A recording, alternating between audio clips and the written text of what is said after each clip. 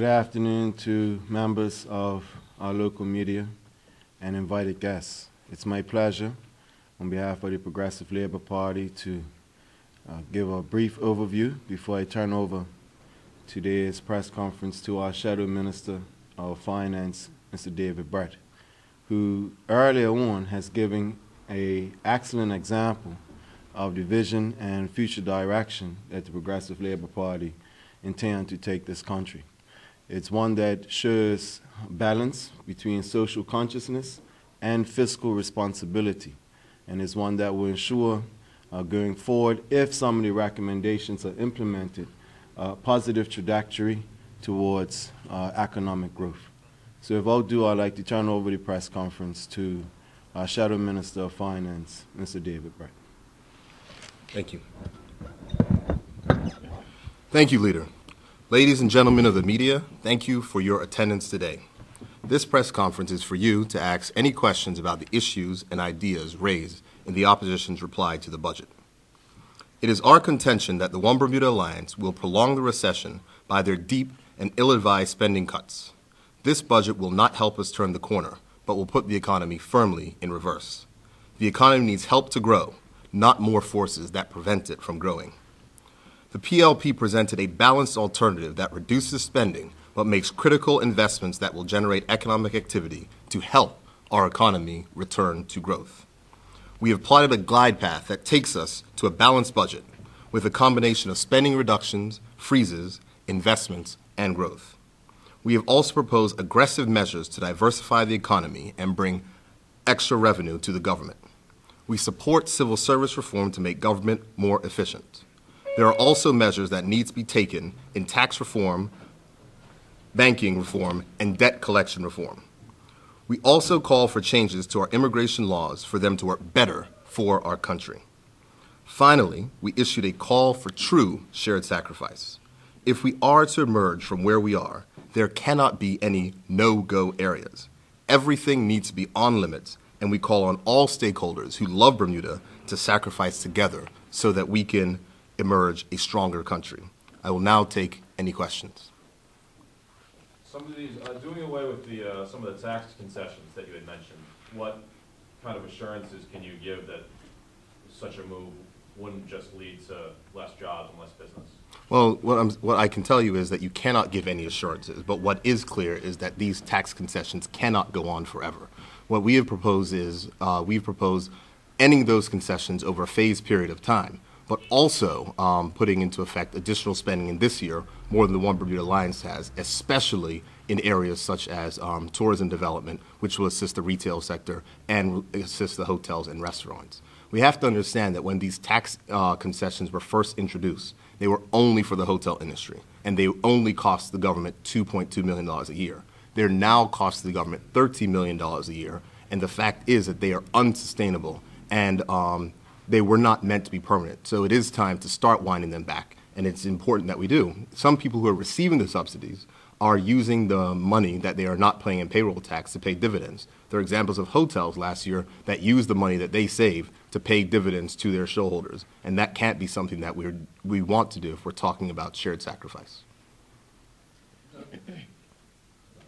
Bird, when we talk about shared sacrifice, I seem to recall there was a plan for the governor to participate in that. Has your party moved that forward? The governor, you're saying? Governor.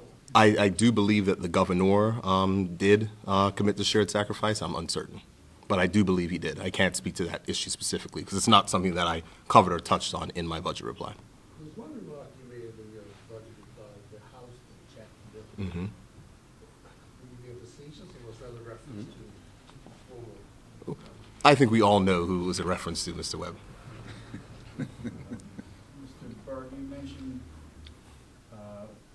big companies like Google using Bermuda as a financial base, and you question what exactly are we getting out of it besides a few some low administrative fees.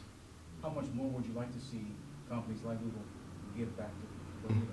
I can't say how much more I would like to see, but one thing I did say is that I agreed with what the Minister of Finance said, that the status quo is unacceptable. It's unacceptable insofar as the trajectory of government finances, but it's also unacceptable insofar as how our country is able to be used. We derive no benefit from it, yet we receive negative headlines. So I don't think the conversation is specifically what we would like to see. I think where we need to go is that we need to have these conversations, and as a country, both the Progressive Labour Party and the One Bermuda Alliance can work together on a common vision to make sure that we take care of this. Because it can't be that our citizens are the ones that are asked to sacrifice, that our citizens are the ones that get cuts to education, cuts to scholarships, cuts to training. And meanwhile, we have major international companies paying billions of dollars into this country, of which we see nothing of. And as a result of them doing that, we get negative headlines, and it further negatively affects what we do.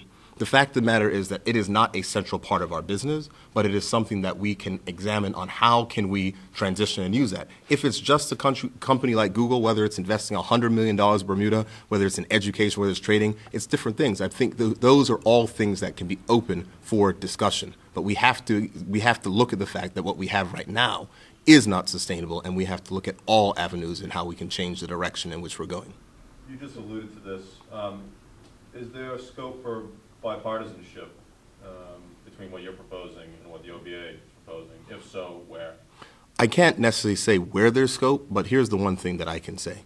In order for Bermuda to have, in order for investors to have economic confidence in Bermuda, they need to understand that it's just not one party that's going to do something. You can't necessarily, you're not going to look at a country and say, make an investment, when you take the calculation that there's political risk, that a different party may take over the government and change policies. And so that's why I think it's important that we can work together so that in the international sphere, they can say that both parties are committed to this and both parties are committed to continuing these policies. So that's the type of thing that can engender confidence inside of Bermuda. The minister having made these presentations and you having made yours today, both presentations I'm sure the public found quite interesting. Monday morning, would be an opportunity for you to sit down with the minister and see whether this thing could work there together? Or is it like opposition and government? I wouldn't go that far. I think what is important to realize is that today is the general economic debate. It's the day in the House of Assembly where we're supposed to discuss all economic issues. And that's what I said at the end of my speech, that I think it's important that we raise the level of debate on this and talk about issues that we may not always talk about and refrain from the reflexive PLP, OBA, PLP, OBA, because we have challenges that we have to face and we have to change the way we're doing things. And so I was encouraged that after the speech, the Minister of Finance came over to shake my hand, and I have respect for the Minister of Finance. We have differing views, but I have respect for him as an economic thinker and someone who is forthright with the affairs of this country. So it's lunch on Monday. I wouldn't go that far, but there's always scope to work, because as I was telling the reporter who asked the previous question, international investors, international business need to know that when it comes to the issues that are important to our country's economic future, that both parties are on the same page, and that is the only way that we're going to be able to attract growth and investment. No one is going to invest in Bermuda if they think that under the OBA there's a certain policy and that policy will be changed. And Charles, you have to remember that most of the economic policies that come to Parliament are supported by both sides. You seem to be suggesting that the Bermudian economy has yet to turn the corner. How would you define the current state of the economy? I would say that it is in stagnation. I don't believe that we are poised to see growth last year, and we'll be lucky to see growth this year. But what is important is that we certainly will not see growth this year if the Minister of Finance commits to the extreme budget cuts of which we put forward.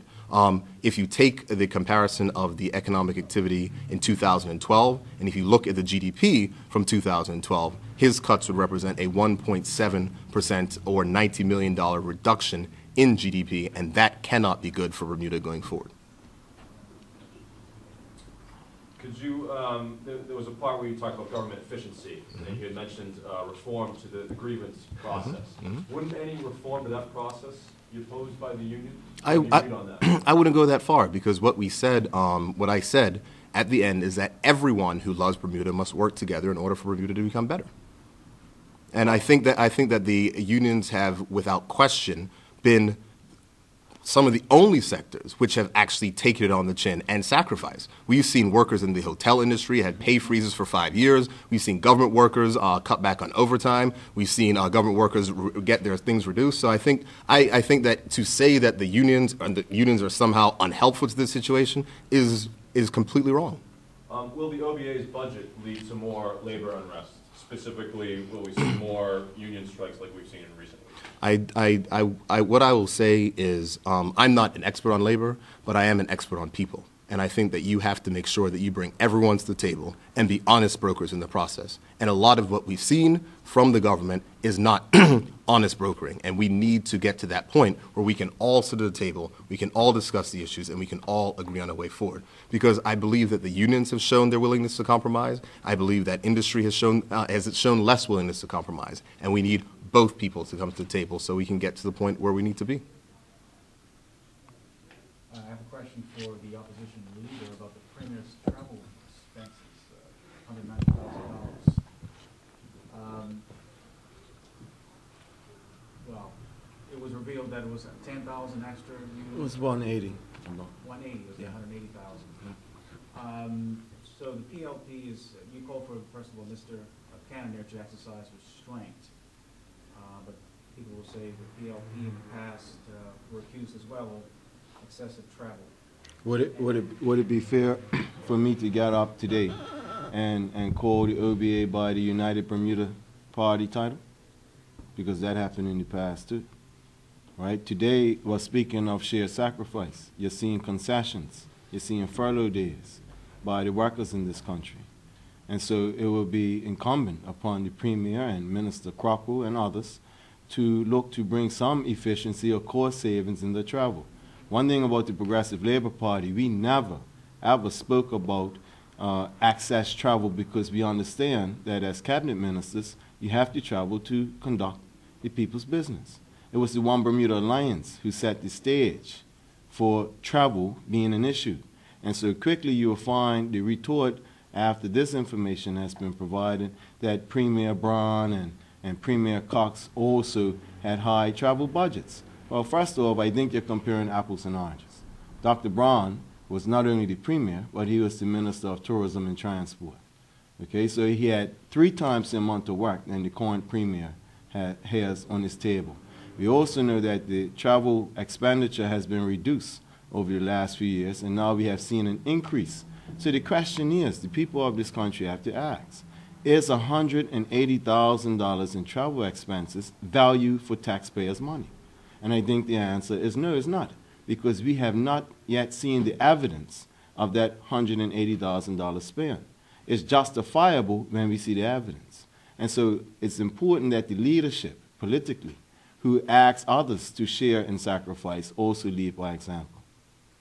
Reflecting on the past does nothing to solve our current situation. Question for Mr. Burt. You had mentioned you seem opposed to privatization of governmental entities. How do you feel about mutualization?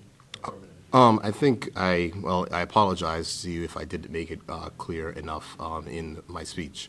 The fact is that when it comes to mutualization, it's something that the unions must accept. But the Progressive Labor Party has always supported an empowerment agenda. And if there is something that will see the transfer of services to the workers, where the workers are in charge and not private enterprise in charge, then it's something that we can take a look at. And I think that's something the unions have said that it's something that they can take a look at as well. Any more questions?